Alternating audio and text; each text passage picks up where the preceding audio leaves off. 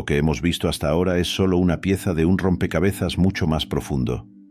En la primera parte, exploramos las bases del narcisismo, las regiones cerebrales que moldean el deseo de validación y las sombras que se proyectan detrás del ego. Pero el cerebro narcisista es más que un reflejo distorsionado. Es una red intrincada de mecanismos que no solo buscan admiración, sino que manipulan emociones, distorsionan relaciones y moldean realidades. En esta segunda parte, vamos a descender aún más. Nos adentraremos en los patrones ocultos de comportamiento, las razones detrás de su falta de empatía y cómo el cerebro narcisista responde cuando se siente amenazado. Porque la validación ya no le es suficiente. Ahora lo que busca es el control. Si la primera parte fue un vistazo al espejo, ahora cruzamos hacia lo que hay detrás de él. Antes de comenzar, quiero tomar un momento para agradecerles de corazón a todos los que están aquí presentes, tanto aquellos que se suman a esta aventura, como los que han estado ahí desde el primer día. De verdad, cada comentario y cada vez que decides compartir los videos, no solo me ayudan muchísimo, sino que también construye una gran comunidad donde la curiosidad y el deseo de entender el mundo se encuentran. Y es en gran parte su apoyo, la razón por la que seguimos aquí, explorando temas que nos invitan a reflexionar, a crecer y cuestionar muchas cosas sobre la vida misma. Saber que estos contenidos resuenan contigo y forman parte de tu día, realmente me alegra y me motiva a seguir creando con más dedicación y pasión. De verdad, muchísimas gracias por ser parte de este espacio. Ya sin nada más que decir, comencemos.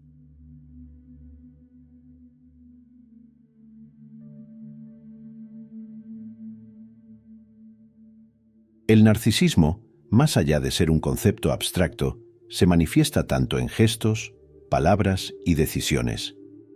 Es una forma de estar en el mundo, la cual no pasa desapercibida.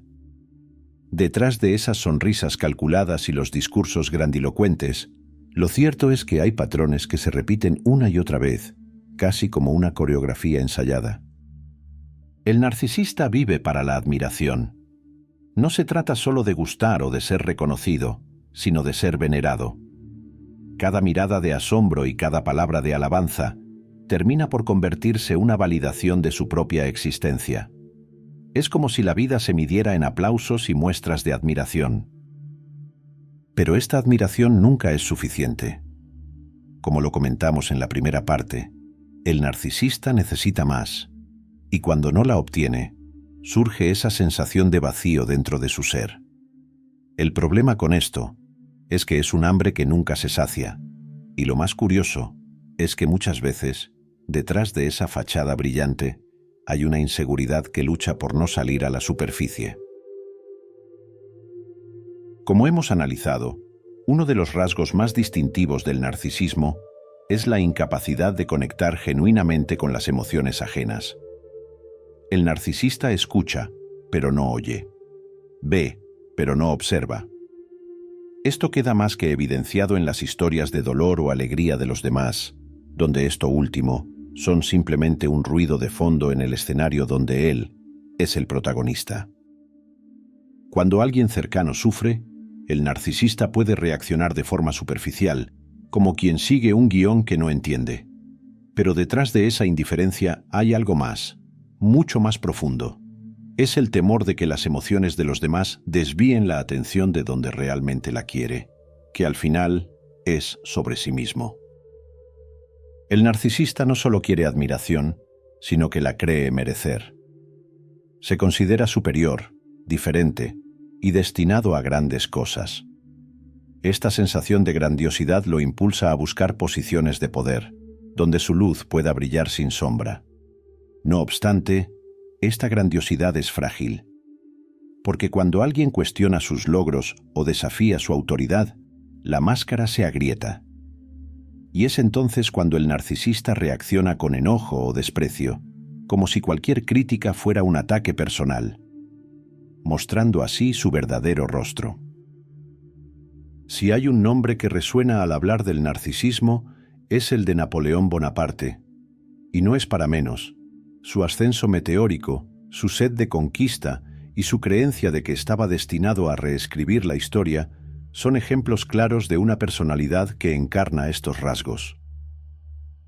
Desde joven, Napoleón tenía una visión exagerada de su destino. Se veía a sí mismo como un hombre predestinado a cambiar el curso de la historia, y esta creencia lo impulsó a buscar constantemente el poder absoluto, siendo una de sus frases más célebres: «El poder no es nada sin gloria». Napoleón no solo quería gobernar, quería ser adorado, temido y recordado como una figura legendaria. Durante la coronación de 1804, Napoleón fue declarado emperador. Sin embargo, en un acto lleno de simbolismo, tomó la corona de las manos del Papa y la colocó él mismo sobre su cabeza, enfatizando que su poder no dependía de ninguna otra figura, sino que emanaba directamente de su propia voluntad. Napoleón alimentaba su ego rodeándose de arte, monumentos y propaganda que reforzaban su imagen como el líder supremo de Francia y Europa. Monumentos históricos como el Arco del Triunfo y retratos que lo mostraban como un guerrero invencible eran parte de su estrategia para proyectar esa fuerza y superioridad de la que tanto decía tener o merecer. Al igual que en sus discursos y proclamaciones, estaban llenos de referencias a sus logros, destacando su papel central en todas las victorias. El narcisismo de Napoleón también se reflejó en su negativa a aceptar el fracaso. Cada derrota era percibida como un golpe personal que ponía en riesgo su imagen de invulnerabilidad. La campaña de Rusia en 1812 fue un claro ejemplo de ello. A pesar de las advertencias, Napoleón decidió invadir Rusia, convencido de que nadie podía detenerlo. La desastrosa retirada no solo marcó el principio de su caída, sino que expuso su incapacidad para aceptar sus límites. Como hemos podido apreciar, Napoleón no solo lideró ejércitos, se convirtió en una figura casi mítica. Creía en su grandeza con una convicción inquebrantable, pero su necesidad de dominio lo llevó a cometer errores que finalmente lo llevaron a su caída. Y sin embargo, incluso en el exilio, seguía convencido de que la historia lo recordaría como un gigante. Cuando fue exiliado a Elba, Napoleón escapó y regresó a Francia, proclamándose nuevamente emperador durante los 100 días. Su regreso fue un acto desesperado para restaurar su imagen y volver a ser el centro de atención. El narcisismo de Napoleón lo llevó a la larga a sobreestimar sus capacidades y subestimar a sus enemigos. Y finalmente, la derrota en Waterloo en 1815 puso fin a su reinado. Fue exiliado nuevamente, esta vez a la isla de Santa Elena, donde pasó el resto de sus días escribiendo memorias que glorificaban sus logros hasta el día de su muerte. Napoleón es un recordatorio de que el narcisismo, aunque puede impulsar a grandes logros, también puede llevar a la autodestrucción del propio individuo.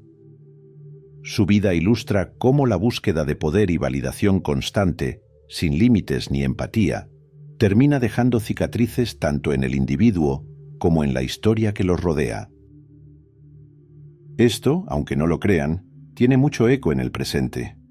Aunque sería fácil señalar figuras actuales con rasgos narcisistas, la realidad es que estos comportamientos se encuentran en muchos ámbitos, desde líderes empresariales hasta celebridades. Personas que, impulsadas por la necesidad de ser vistas, construyen imperios de admiración a su alrededor. Lo interesante es que, en muchos casos, el narcisismo es una herramienta que los impulsa al éxito. Pero también es una trampa, porque cuando la admiración se desvanece, quedan atrapados en una soledad que ninguna ovación puede llenar. El narcisismo no se resume solamente en una cuestión de ego.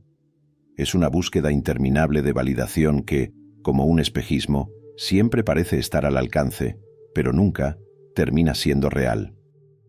Es comprensible que demonicemos al narcisista, de verlo como alguien superficial o egocéntrico. Pero es que detrás de esa fachada de grandeza suele haber una historia de fragilidad y heridas invisibles. Comprender el narcisismo no significa justificar sus comportamientos, pero sí nos permite verlo con mayor compasión. No como una amenaza, sino como un espejo en el que, de alguna manera, todos nos reflejamos. Preguntémonos, ¿estamos todos en riesgo de caer en esta trampa del ego? ¿Cuántas veces hemos buscado aprobación, aunque fuera solo por un instante? ¿Cuánto de lo que hacemos responde realmente a un deseo interno y cuánto es una respuesta al deseo de ser vistos por los demás? El narcisismo, en el fondo, es una forma de escapar del miedo a no ser suficiente, pero la verdadera fortaleza no está en construir una imagen grandiosa, sino en aceptar nuestra vulnerabilidad sin vergüenza alguna.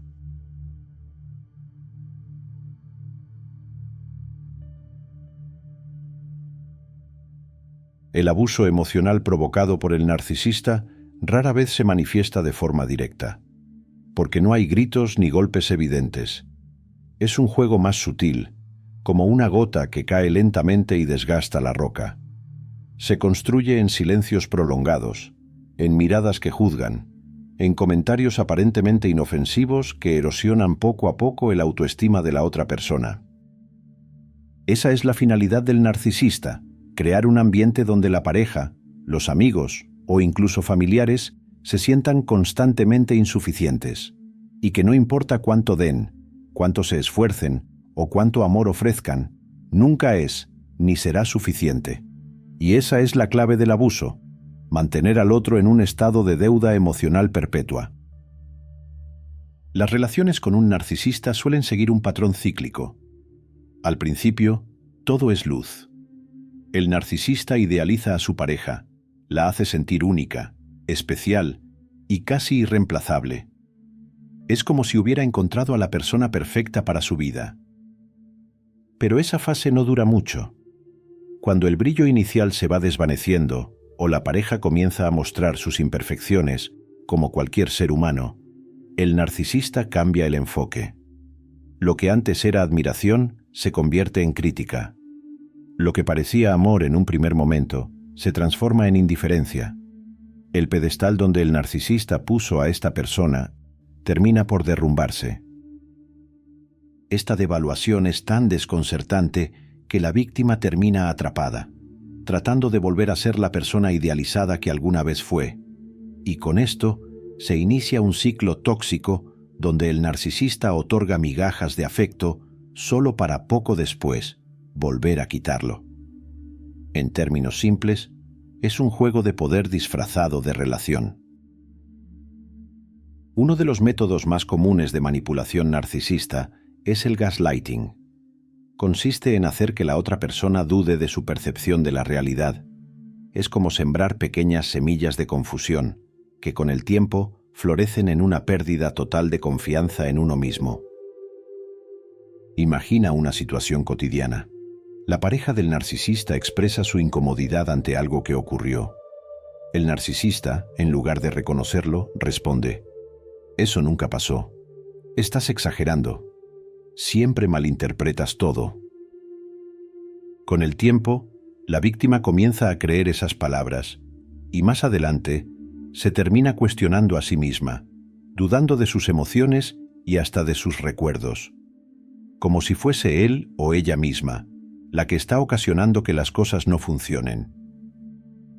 El narcisista, mientras tanto, se fortalece.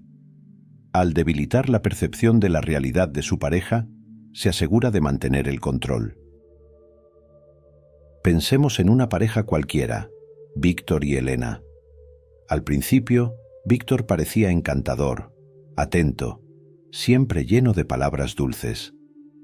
Elena, al ver estas muestras de cariño y aprecio, sentía que finalmente había encontrado a alguien que la entendía y la valoraba. Pero con el tiempo, Víctor comenzó a criticar pequeñas cosas. «¿Por qué te vistes así? No es algo importante, pero deberías esforzarte más». O «¿Estás segura de que recuerdas bien lo que dije? Creo que te lo estás imaginando». Elena, desconcertada, comenzó a cambiar su forma de ser para agradar a Víctor. Pero no importaba cuánto lo intentara, Víctor siempre encontraba algo que corregir. Poco a poco, Elena dejó de reconocerse. Se sentía vacía, pero no podía explicar por qué. Lo que Elena no sabía es que estaba atrapada en el ciclo de idealización y devaluación, con el gaslighting como combustible. Y mientras ella se debilitaba, Víctor seguía reforzando su posición, teniendo en su mano la vida de Elena.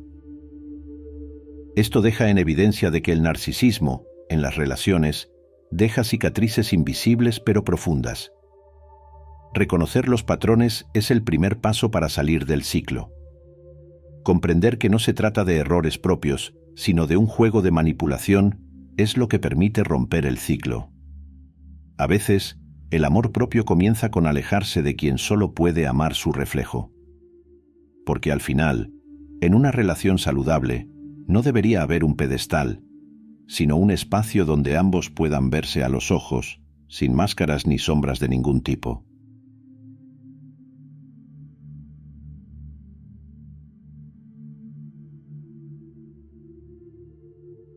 Reconocer a una persona narcisista no es tan sencillo como parece. No siempre son el centro de atención ni deslumbran con una arrogancia evidente. A veces, el narcisista es más sutil, disfrazado de encanto, éxito o incluso vulnerabilidad. Pero hay señales que, si sabes dónde mirar, son imposibles de ignorar. El narcisista siempre busca más atención, más admiración, más control. Y si no estableces límites, te verás atrapado en su juego antes de darte cuenta.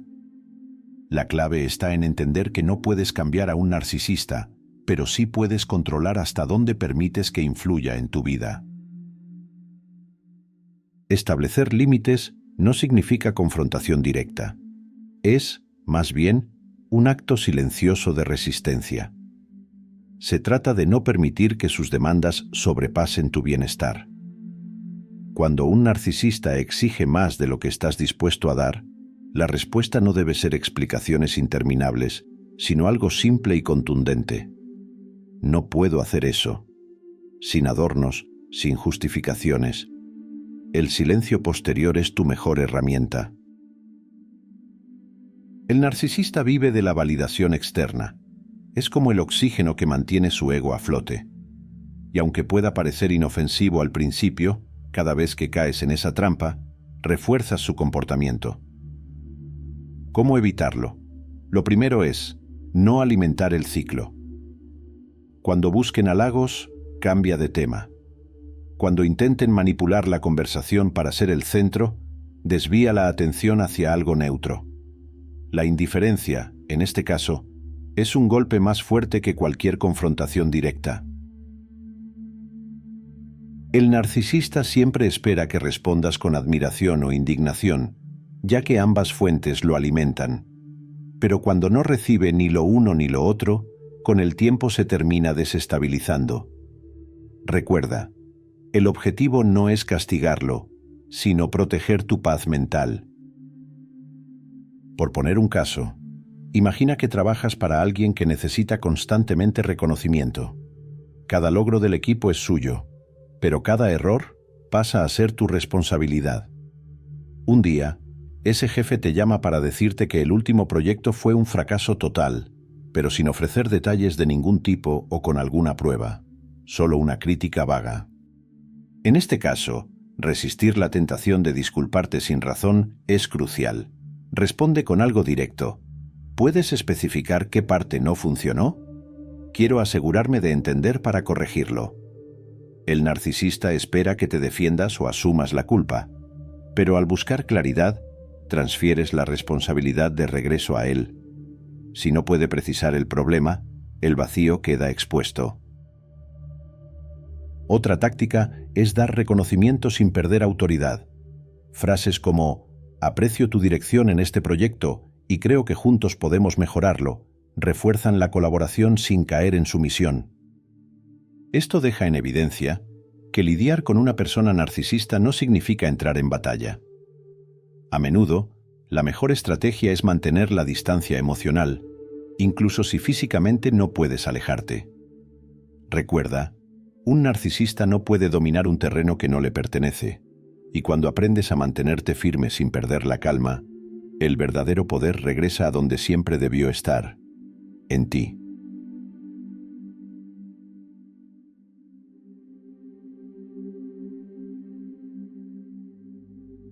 Sin lugar a duda, la era donde los espejos han sido reemplazados por pantallas es claramente la época en la que vivimos ahora mismo. No es un misterio para nadie que las redes sociales se han convertido en el nuevo lago de Narciso, reflejando no quiénes somos realmente, sino quiénes deseamos aparentar ser.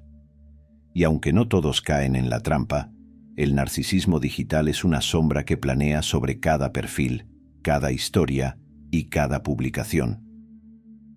Cada me gusta es una pequeña dosis de dopamina. Cada comentario de admiración, una validación de la imagen que proyectamos. Las redes sociales, diseñadas para mantenernos conectados, han evolucionado en escenarios donde el narcisismo florece. Publicar una foto no es solo compartir un momento, es construir una narrativa. Los filtros, las ediciones y los ángulos estratégicos no muestran la realidad como debe ser, sino una versión pulida de ella. Y mientras más perfecta sea la imagen, más grande es la necesidad de mantenerla. Los estudios revelan que estas plataformas potencian comportamientos narcisistas, especialmente entre los más jóvenes. La constante comparación, la búsqueda de validación externa y la obsesión por los seguidores son síntomas de un fenómeno que va más allá de la vanidad. Es una adicción al reconocimiento. No estamos ante un problema individual, sino colectivo. Vivimos en una época donde el éxito se mide en seguidores y el valor personal se cuantifica en interacciones. Esta cultura de la autoimagen ha convertido el narcisismo en una epidemia silenciosa, disfrazada de tendencias y algoritmos.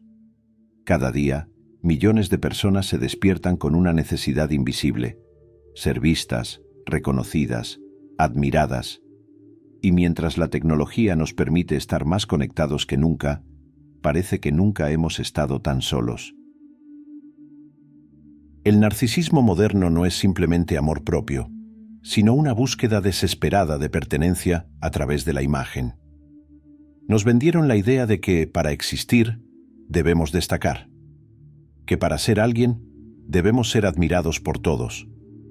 Pero la trampa es evidente. La validación externa nunca llena el vacío interno.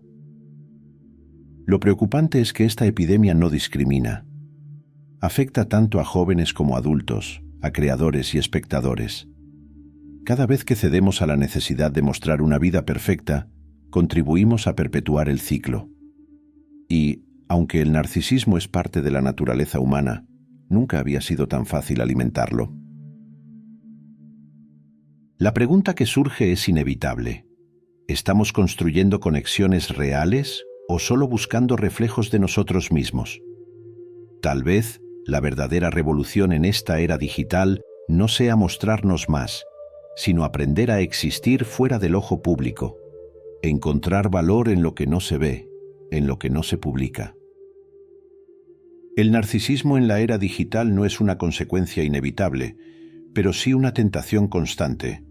Y al final, tal vez la verdadera pregunta sea: ¿estamos mirando nuestras pantallas o simplemente buscando nuestro reflejo en ellas? Como hemos visto, damas y caballeros, el narcisismo es un fenómeno complejo. No es simplemente una cuestión de ego inflado o vanidad desmedida. Es una forma de existir que, a menudo, se gesta en las profundidades de la inseguridad y el miedo al rechazo. Entenderlo no significa justificarlo, pero sí permite observarlo con otros ojos. En una sociedad que nos empuja constantemente a sobresalir, a ser vistos, a ser admirados, es difícil no ceder a la tentación de construir una versión idealizada de nosotros mismos. Pero, ¿cuánto de esa versión nos pertenece realmente? ¿Y cuánto es solo una respuesta al deseo de encajar en un molde que otros han creado? El narcisismo, en el fondo, es simplemente un espejo. Y quizás lo más inquietante no sea lo que vemos reflejado en los demás, sino lo que ese reflejo nos revela sobre nosotros mismos. Conocer la mente narcisista no solo nos ayuda a protegernos, sino también a comprender mejor el comportamiento humano. Porque, después de todo, ¿no es esa la verdadera búsqueda del conocimiento? Mirar de frente lo que no entendemos, no para condenarlo, sino para aprender de ello. Y tal vez, el mayor acto de humildad sea aceptar que, en algún nivel, todos llevamos un pequeño narciso dentro. A veces, entender al otro es la forma más profunda de entendernos a nosotros mismos. Gracias por acompañarnos en este recorrido por la mente narcisista. Si has llegado hasta aquí, es porque buscas entender mejor la naturaleza humana, y eso ya dice mucho de ti. Si crees que este video puede ayudar a alguien más, no dudes en compartirlo. Nos vemos en el siguiente video. Cuídense y sigan explorando. Hasta la próxima.